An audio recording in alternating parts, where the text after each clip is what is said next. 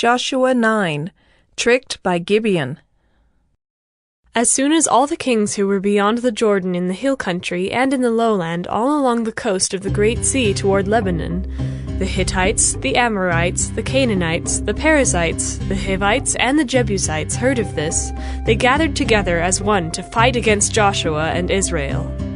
But when the inhabitants of Gibeon heard what Joshua had done to Jericho and to Ai, they, on their part, acted with cunning, and went and made ready provisions, and took worn-out sacks for their donkeys, and wineskins, worn out and torn and mended, with worn-out patched sandals on their feet, and worn-out clothes. And all their provisions were dry and crumbly. And they went to Joshua in the camp at Gilgal, and said to him and to the men of Israel, "We have come from a distant country, so now make a covenant with us." But the men of Israel said to the Hivites, "Perhaps you live among us. Then how can we make a covenant with you?" They said to Joshua, "We are your servants." And Joshua said to them, "Who are you, and where do you come from?" They said to him, "From a very distant country your servants have come, because of the name of the Lord your God. For we have heard a report of him and all that he did in Egypt, and all that he did to the 2 kings of the Amorites who were beyond the Jordan, to Sihon the king of Heshbon, and to Og king of Bashan, who lived in Ashtaroth.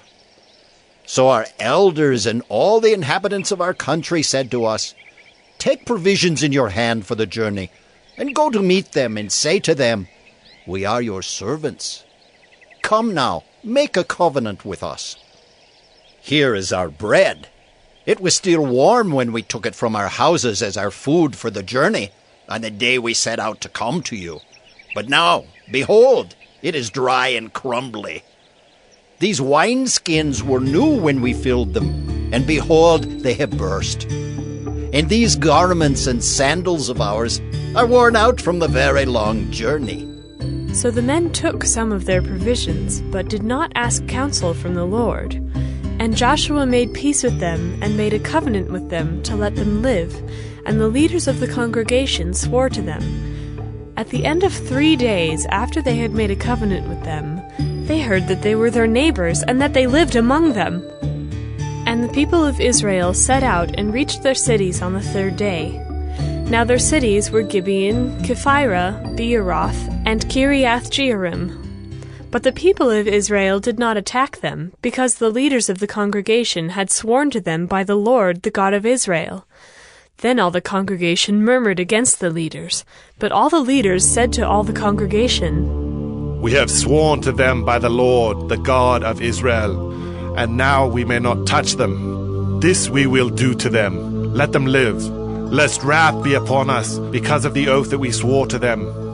And the leaders said to them, "Let them live." So they became cutters of wood and drawers of water for all the congregation, just as the leaders had said of them.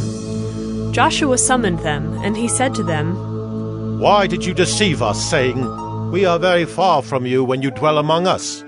Now therefore you are cursed, and some of you shall never be anything but servants, cutters of wood and drawers of water for the house of my God."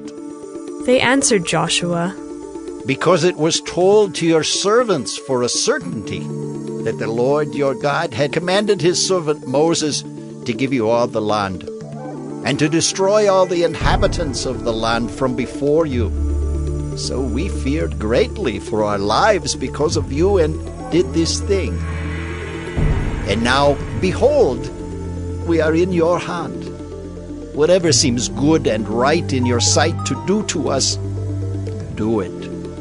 So he did this to them, and delivered them out of the hand of the people of Israel, and they did not kill them. But Joshua made them that day cutters of wood and drawers of water for the congregation and for the altar of the Lord, to this day, in the place that he should choose.